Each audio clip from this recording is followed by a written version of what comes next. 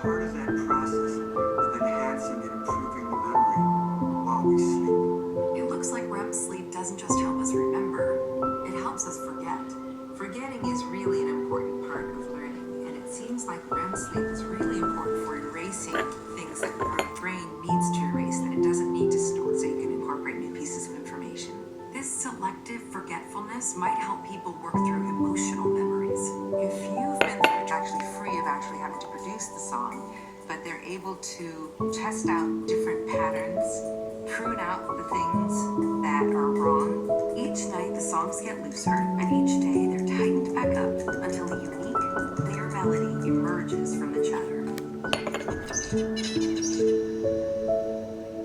Something similar may happen in humans.